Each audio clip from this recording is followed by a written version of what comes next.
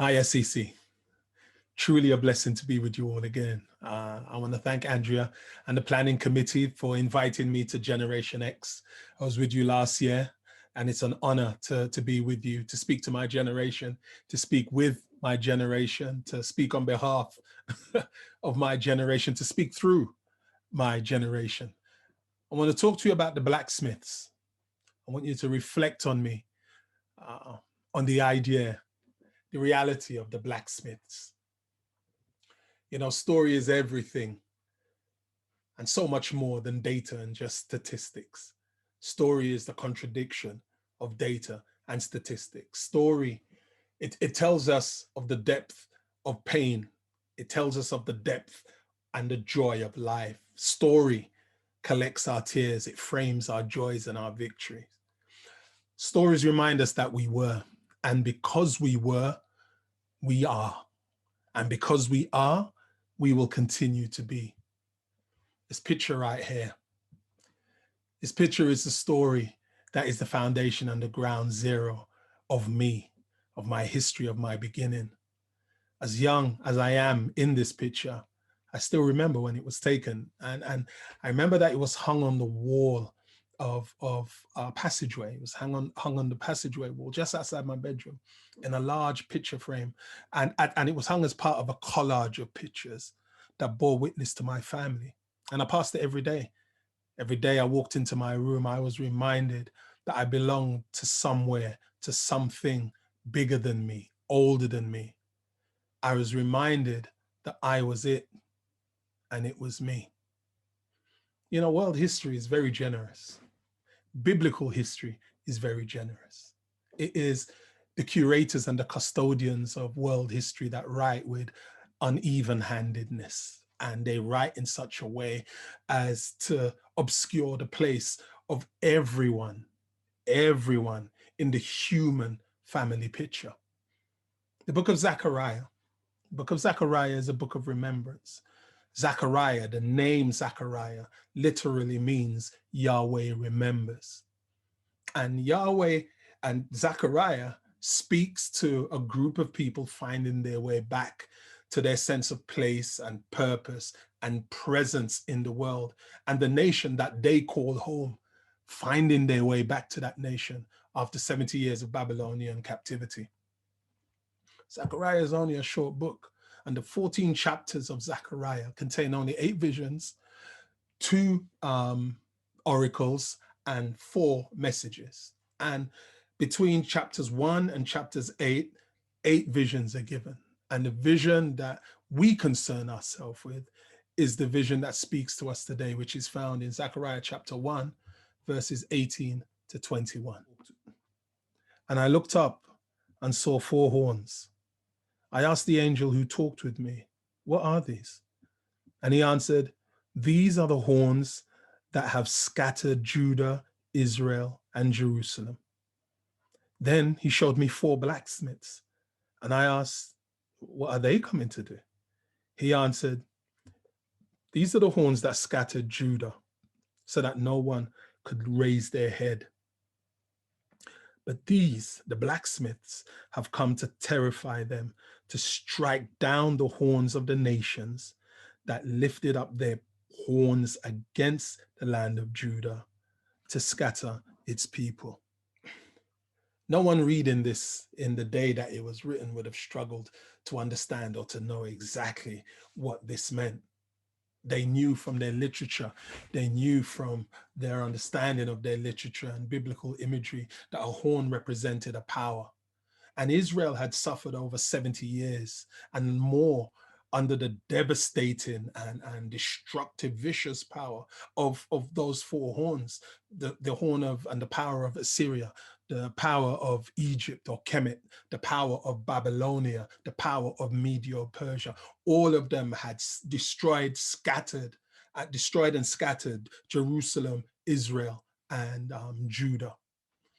But the vision also cast a vision showing that although these horns came from this direction, coming from over here, there were blacksmiths, and the blacksmiths or tradesmen or craftsmen came to destroy the power of these horns and then lift back up again the heads of the people. encourage the flagging hearts of the people, give hope to the people once again. During this period, they were, and the period in which this vision is given, they was in the process of the restoration of the temple, the building of the temple. So the coming of the blacksmiths to rescue the nation was something that wasn't lost on the people either. But I'll come back to that later. You know, Black History Month is a month of remembrance. And it's important that we understand it. It's important that we value it. And it's important that we cherish it. The idea that who we are owes its foundation to who we were before our history was interrupted. Our history was interrupted by European transatlantic slavery and settler colonialism.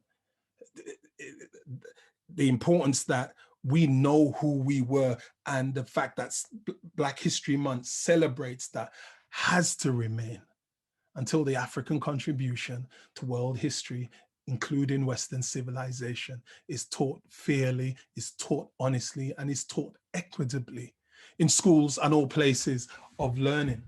Black History Month reminds us of that. But as I've read history and as I look through history, I see that there are four historical horns, four historical powers, four historical systemic constructs that have scattered us as people of African descent, living in forced diaspora, scattered us at times to such a degree that no one could lift up their heads. And those horns remain. I see them continuing to remain. And I see them continuing to seek to do the same thing. And I want to share, there are many horns, and those of you who are historians, those of you who are biblical scholars, those of you who read through our history, you would have more. I'm just, for the purpose of preaching and the purpose of this story, I'm going to just pick out four of them. The first horn that has risen itself up against us, risen its horn up and its power up against us to scatter, is the horn of misrepresentation. Misrepresentation. The telling of stories about us that we didn't write, and the retelling of stories about us that we did actually write. Beginning, or the idea of beginning African history at the place of us being discovered by Europe, and Europe bringing civilization to us as African history. This horn of misrepresentation is a horn that continues to raise its head and scatter, raise its power and scatter, so that our agency is brought low. Our sense of who we are is brought low. Historical misrepresentation, it has been woven in to the tapestry of the human family, the human story, and it continues to be an ever-present horn, an ever-present power that we see lingering and seeking to follow us as we navigate this world. The second horn that I see, the second horn that I see is the horn of displacement. And in particular for us as believers in Jesus Christ, spiritual and biblical displacement. You know, secular scholars and the secular redrawing of geographical locations and assigning new names to peoples and regions and areas is a practice that Christian theologians and Christian biblical archaeologists and scholars have participated in and become complicit with. So much so that the very idea of teaching, the very idea that history as we see it in the biblical Old Testament and in the New Testament, the idea that that history takes place in African or within African empire, within the Afro-Asiatic history of the past, rather than the Middle East and Middle Eastern empires. The idea that teaching the actual historical fact that the biblical history takes place inside of African empire has become almost anathema. In some places, it's close to heresy. It's close to heresy. So in this whole idea of displacement, we have been permitted to figure in parts of history but not be the people who actually wrote and influenced that history. We've been given bit plays and bit roles. We have been given back a history that we belong to, but not in any way that we belonged to it. Spiritual displacement. The third horn that I see that has reared its head time and time again,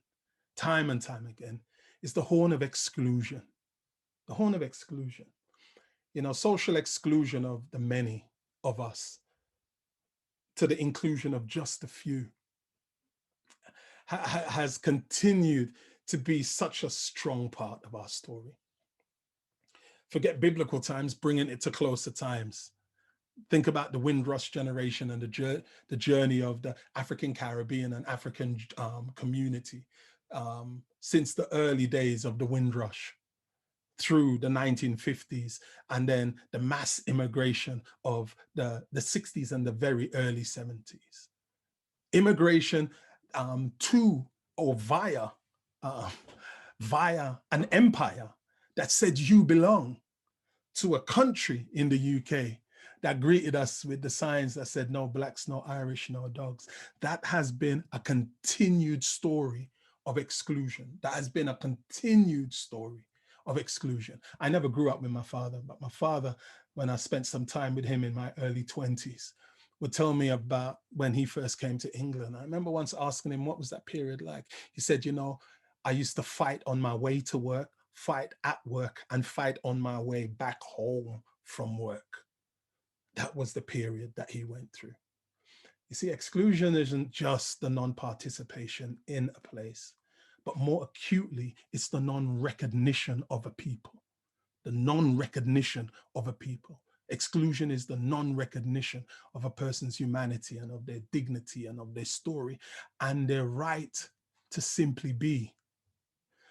And the fourth and final horn is marginalization.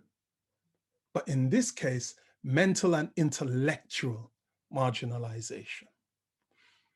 This has persisted, and it's persisted all the way back from the influence of Kemet, which we now call Egypt. The influence of Kemet, which was the heart of learning within parts of within parts of ancient African empire. Kemet was the heart of learning. So the founders of Greek and Western philosophy, like Thales and Aristotle and Socrates and Hippocrates and Plato, they spent all of their time studying at Kemet. So the persistence of marginalization from the ignoring of that history of the influence of Kemet and the universities and the teaching of Kemet on Western civilization, all the way up to the founding church fathers, and the influence of the African founding church fathers, such as Tertullian and Cyprian and Origen and Clement, and the most famous of them all, St. Augustine. And specifically St. Augustine for us as Adventists, because St. Augustine was the one who shaped theology for the Western church. The intellectual marginalization of these Africans on the life, and Africa on the life, the intellectual life, not just of Western culture, but actually marginalization so that not even their children and the children who came after them would recognize that they had made such deep contributions. It's something that I can go on forever, and I can give you examples forever. But I think at this point, you understand the point that I've made. Yahweh remembers. That's the meaning of the name of the prophet who speaks to us today, Zechariah.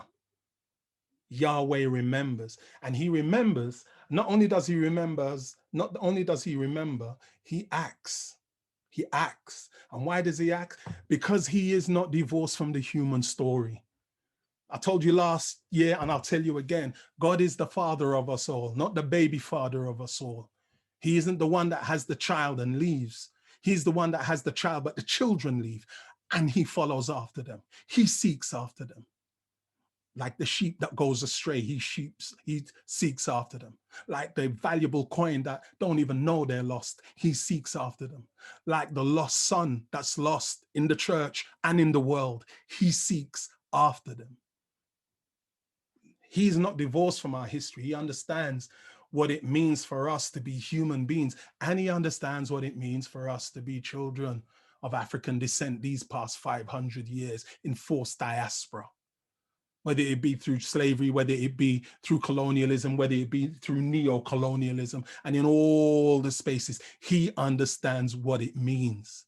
And he has not divorced himself. He sent blacksmiths then in the vision, and he sends blacksmiths now. It's a bit warm here, so I'm gonna have to wipe my head 1 second. Give me a sec. Give me a sec, let me grab a drink. He sends blacksmiths then. And he sends blacksmiths now to do what? Well, in the words of Zechariah, he sends blacksmiths to terrify and break the power of these horns, the horns that lift themselves up against us in such a way that we lose agency and we lose resilience and our heads are bowed low.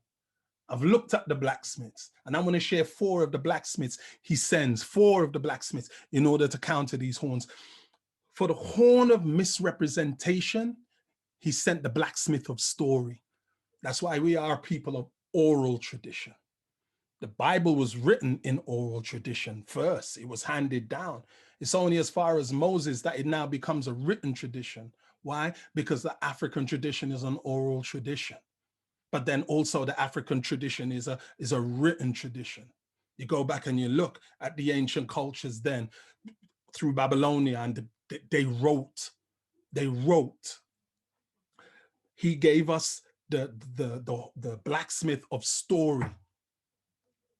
Because the reason why we've been able to live through what we've been able to live through because of the past 500 years, it's because we knew who we were before our history was interrupted.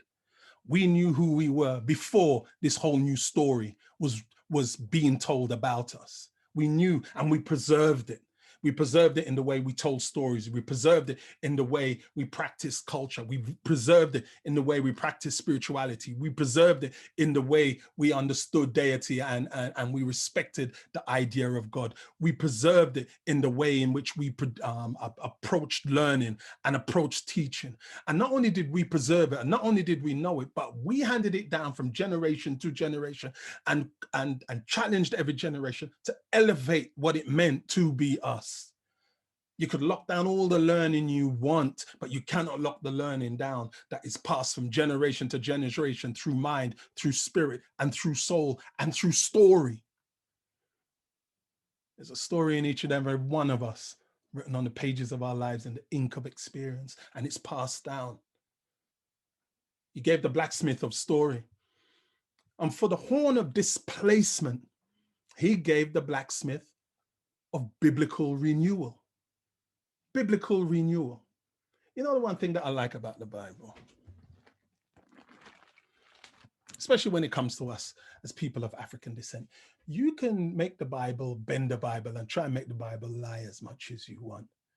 And you can bend it to your narrative as much as you want. But the Bible is always going to jump up eventually and say, yeah, nah, it didn't go that way. You know why? Because the Bible isn't a history book. It's a storybook written within human history. It's a storybook written within human history. And so if you go and dig in the earth long enough, the earth is going to yield up its secrets and tell the truth about where this people came from, who they were before, how they originally knew who God was before you packaged it and brought it back to them. He gave the blacksmith of biblical and spiritual renewal for that, so that when Christianity came to us, it wasn't something that we didn't know. We just didn't know that this was the way it was interpreted. The biblical story is our story by geography. But beyond us, it is our spiritual journey by human need. We are in need of this God of salvation. Go dig in the earth. Go dig in the earth. And the earth will tell you that time and time and time again. And then for the fourth For the fourth and final horn of marginalization, God sent us the blacksmith of resistance. Resistance. You know, the limited worlds in which we were asked to see ourselves and define ourselves are ones that we have always resisted. We have always seen ourselves beyond the only small way in which we were given to see ourselves, be in the ways that we told the biblical stories or we told the human stories, be in the way we created the who we were and created a revelation of the human idea of what it means to be human, of what it means to love, of what it means to care. Be in all the ways we resisted and we told that truth and we showed that beauty and we showed that pain and we understood because we carved out in resistance what it means to not be conformed to the world, but be transformed, transformed, transformed from that horn of marginalization, transformed by the renewing of our minds. Why? Because the power and the presence of God's Spirit made it so. The power and the presence of God's Spirit gave us that spirit of resistance. So we have resisted. We have resisted in only telling one story of what it means, even within faith and life, to live in a world and have hope in God. So whether in the church we sang, some bright morning when this life is over, I'll fly away to our home on God's celestial shore, I'll fly away. Or whether in the struggle we sang, I've been trying a long, long time, still I can't make it. And everything I do seems to go wrong. Seems I have done something wrong. Why they're trying to keep me down. But who God bless, no one curse. Thank God I'm not the worst. Better must come one day. Hey, better must come. We resisted. We resisted. And we resisted because we knew that we were both revival and resistance. We were both revelation and revolution. And even though the horn of marginalization told us, no, no, no, God don't talk through them songs and God don't have no voice in them songs, we knew that God gave us the spirit of resistance and the songs of resistance and said, sing every one of them. Sing every one of them because they're going to be songs beyond you. They're going to be songs beyond you and beyond your experience. God was the one who has made it that way. God was the one hey, who has made it that way. I was 16 years old when the Deptford fire took place, January 18, 1981. I was 16 years old when that tragic house fire took place. And I remember the response of the government, the response of the press, the response of the police. Oh, it was woeful, and the response of the British public. And I remember 2 months later, when the call went out, we have to protest. And on March 2nd, 1981, I remember assembling with thousands of Black people outside that home in Deptford where the fire had taken place on what was called the Black People's Day of Action. And I remember us marching from Deptford to Trafalgar Square. You know, there's a lot of things I remember about that day. I remember how it looked. I remember how it felt. I remember how it sounded. But of all the scenes that just are seared in my mind, the one that I remember the most was when we marched down Fleet Street. We turned down Fleet Street. Fleet Street at the time was the home of the British press.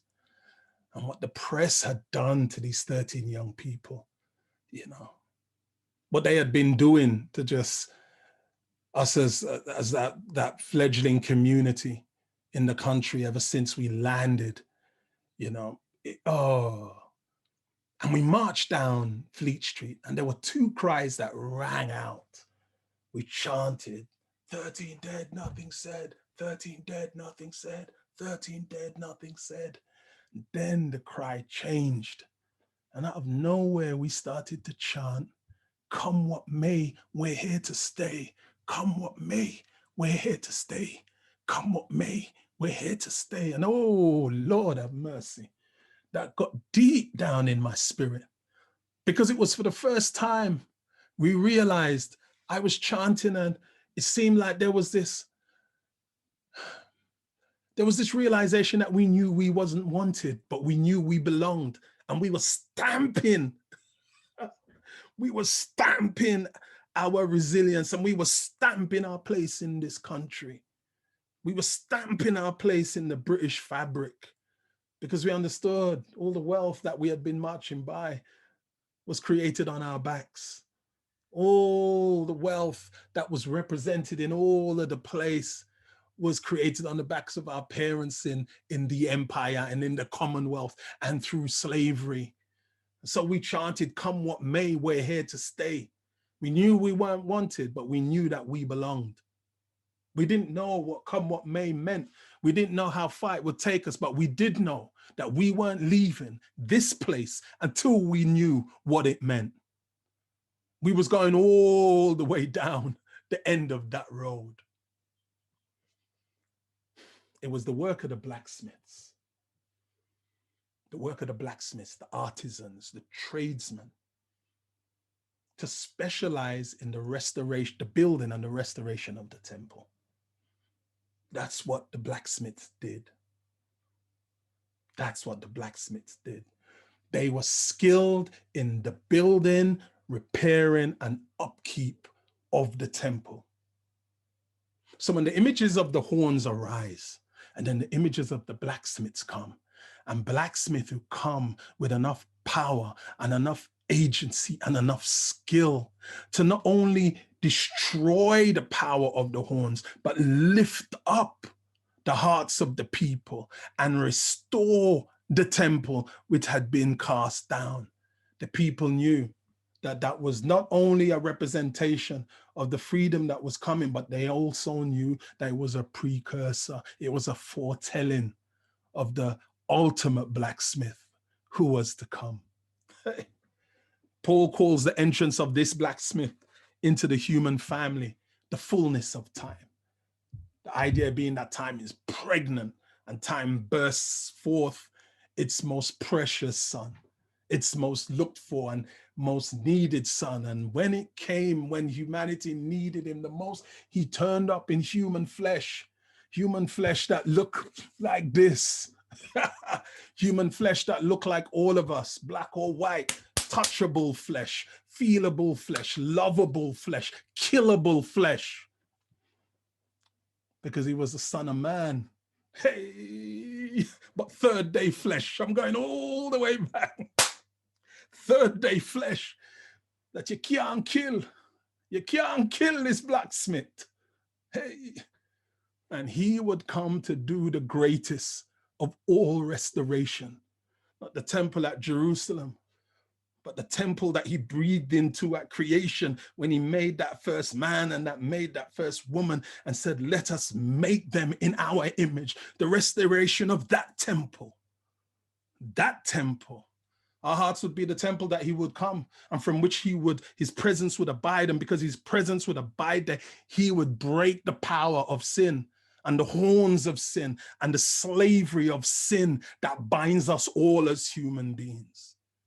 Hey, we still try to use his name. And we still try to pervert the purpose and the power of his kingdom and the power of the gospel.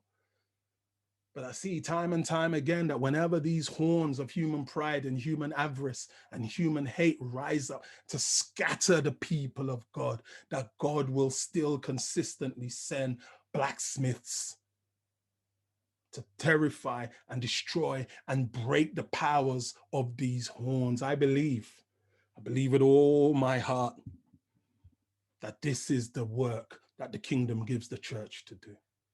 In this moment in which we find ourselves. And any horn that seeks to destroy and devalue the image of God and the presence of God in each of us as human beings, as black people, as white people, as Asian people, as Indian people, whatever,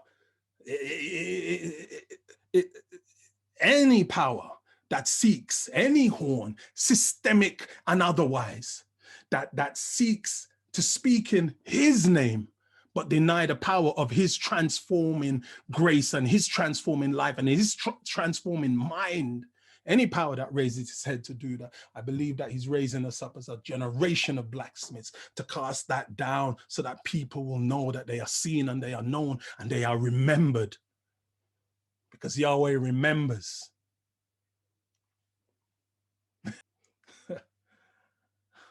I'm on the Lord's side today. I'm on the Lord's side today, come what may. I'm here to stay.